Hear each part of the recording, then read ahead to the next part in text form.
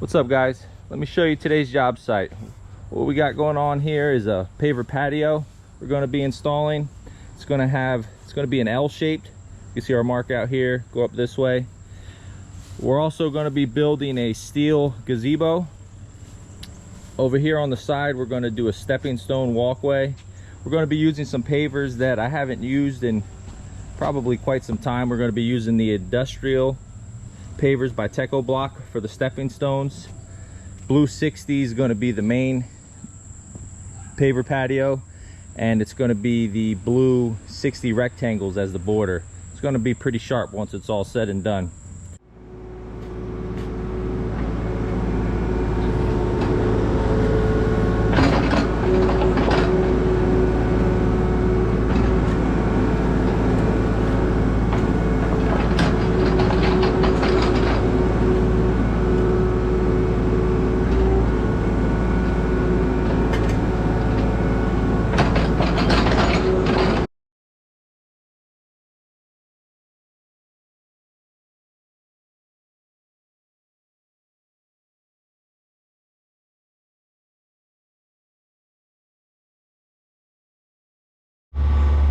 So as you can see, the ground collapsed a little bit and there appears to be some sort of tank in there. Well, good thing we didn't get rid of all the dirt yet. We're gonna dig this up with the Mini and see how big the tank is, and we'll fill it in.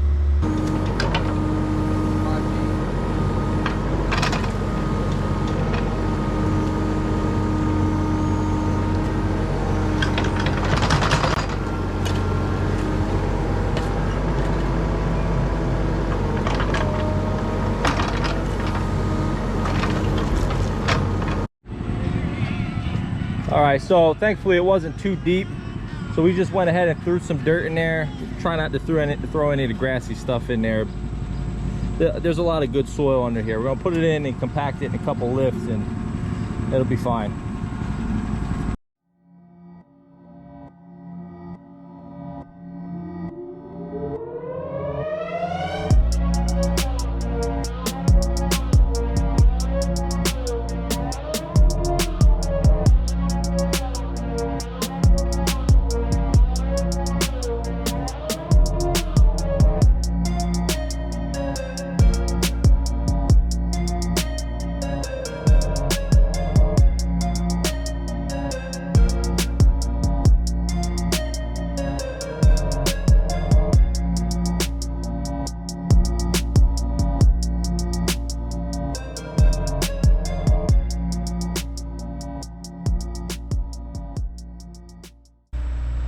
We spray painted some lines for our mark out here. You could disregard this line. That was just so we can get our square.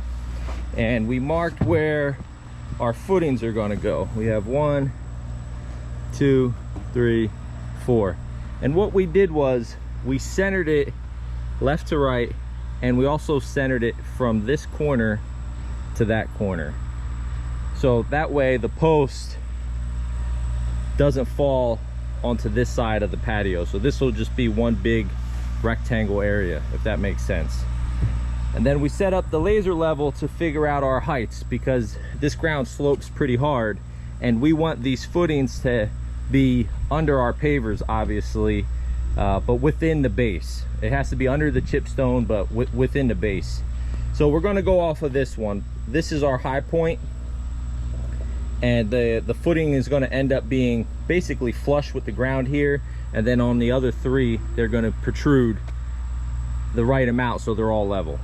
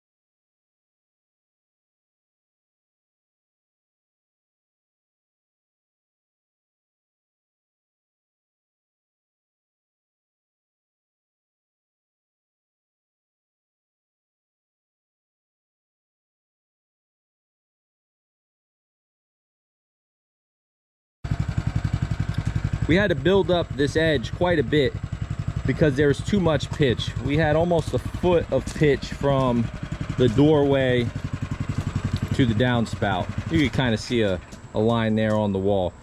Now it's about 5, maybe 6 inches of pitch, which is fine. We're shooting for 5. We can make up some of it with the chipstone too if we need to bring this edge up a little bit. But since it's 21 feet wide, you figure about 1/4 inch of fall per foot gives us 5 inches.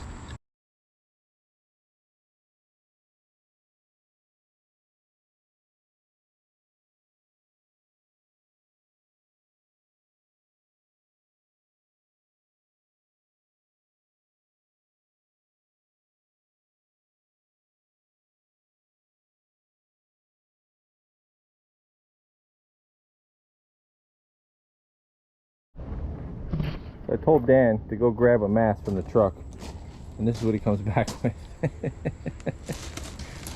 I don't know if that's going to help with the concrete dust or what, but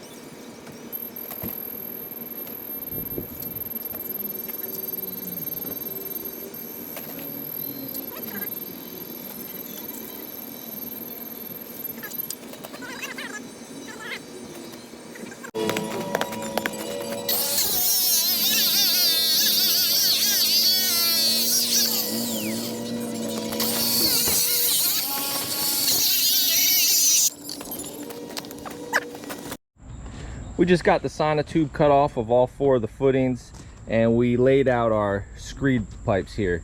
We're checking, making sure we have the proper amount of pitch everywhere. So far, everything's looking pretty good.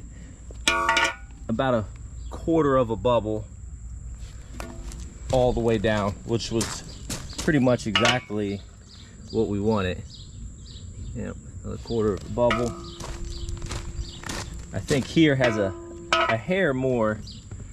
Yeah, it's about 1/3 of a bubble, which is fine because it's all pitching towards that back corner. Yeah, same deal, about 1/3.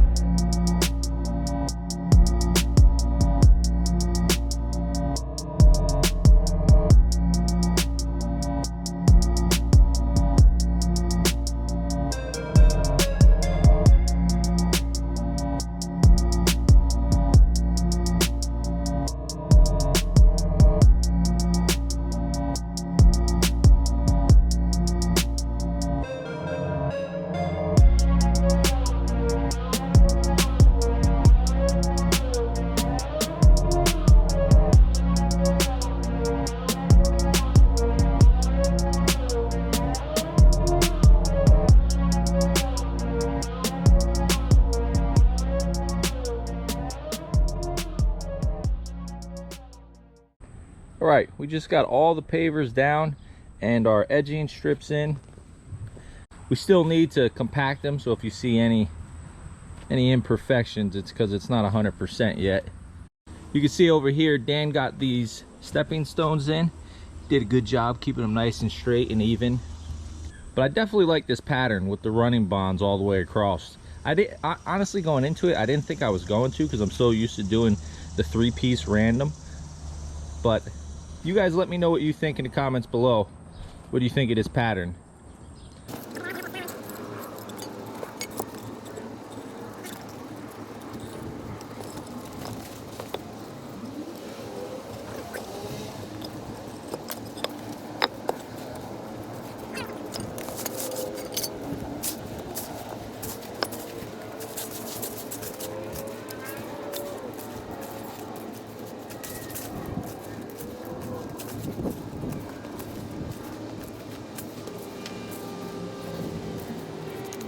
So we exposed all 4 of our footers. You can see them there. Those 2 were pretty close to the surface. It was just under the screeding, so those were pretty easy to get to. This was just a few inches below. What we're gonna do now is we're gonna get all the pieces for the gazebo out, and we're gonna start assembling it, and we'll figure out where the legs are actually gonna fall. Then we'll know which pavers that need to be cut. I have a feeling that it's not going to just be one like I hoped. We'll end up having to cut 2, which is not that big of a deal. It's probably going to land, I'm guessing, right on this seam somewhere. We'll have to notch like this and this one. But there's a nice little like shroud that's going to cover that anyway. That's made for covering the anchor bolts of the pillar. So that'll hide the cut. I don't think it's going to look out of place or weird or anything like that.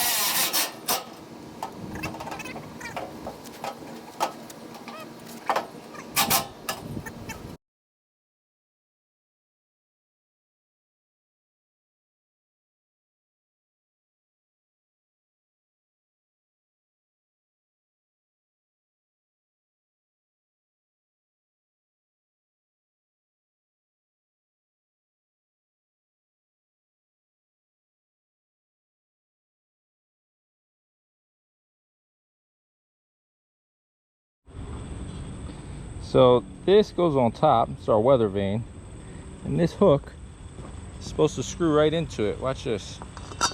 Oh, I think the Chinese factory made a mistake. That's threaded. This is threaded. It's not the right size. Luckily for them, I keep a spare everything on my truck. See if that works.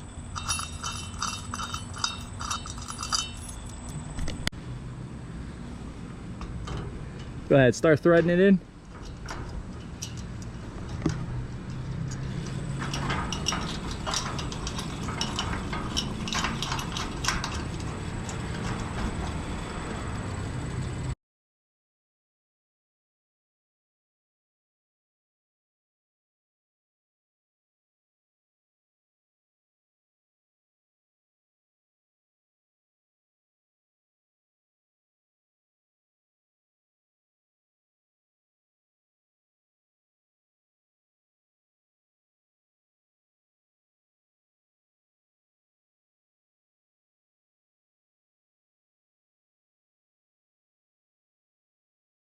I didn't bring my IQ saw, so making this notch can be a little tricky. It's not that bad.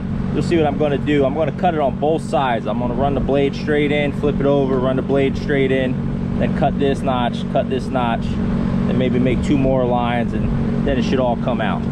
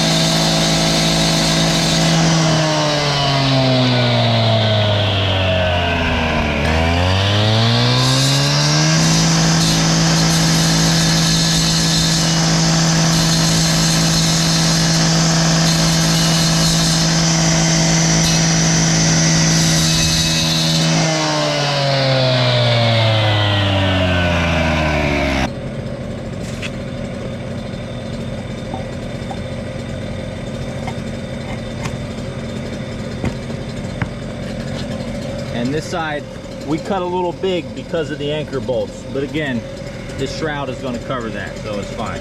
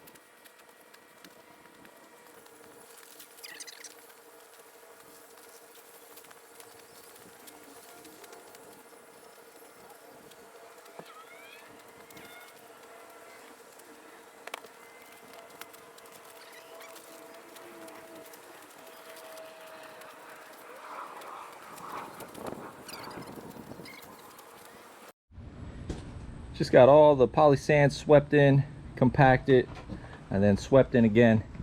So now it's time for my favorite part, to activate it. Wet everything down. I always start off with like a light mist or a light rain. You don't want to put it on full blast and start blowing the poly sand right out of the joints.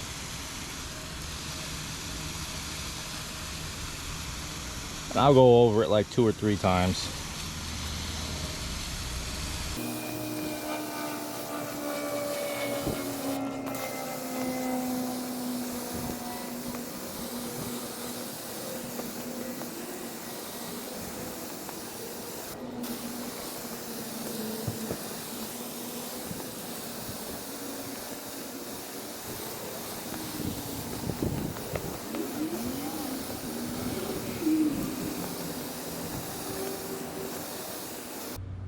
Patio is dried off. It's super hot out again today, so I knew that was going to happen real quick. We dropped the shrouds to cover the base. That came out good. All the cuts are covered. You can't see any of that. We wiped everything off. There was some dust, you know, from all the rock and us working here. And then there was also, hopefully there's none left, there was some raccoon prints all up here from the metal sitting down there on the ground. I guess a raccoon was walking around last night. But all in all, it came out pretty good. Well, I should say really good. This is my first time, I think I mentioned it earlier, doing a linear pattern. And that's where you can see we have all these running bonds instead of the 3-piece random. I think it does have a more modern look, and that's what the customer was going for. And then also with the way the border lines up, I mean, they're basically, you know, perfect seams all the way down. Tomorrow, we got to come back and get my machine out of here, and then we're going to throw some seed and some straw down. Maybe I'll get a little bit of footage of that, I guess. Anyways, maybe I'll wrap the video up here. As usual, guys, thanks for watching. Don't forget to give the video a thumbs up, and please subscribe to the channel if you're not already. Maybe I'll do a little quick time lapse tomorrow of us loading this stuff up.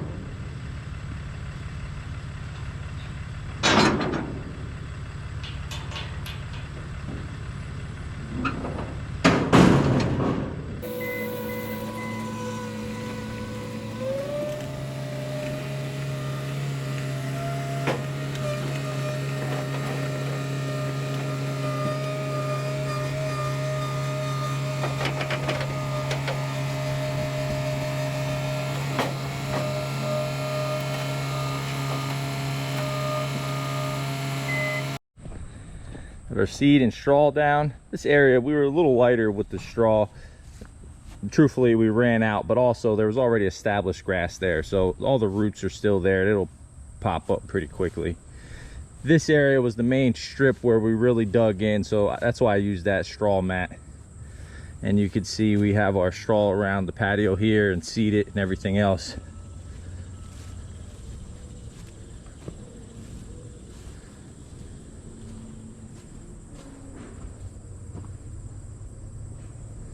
On to the next one, guys.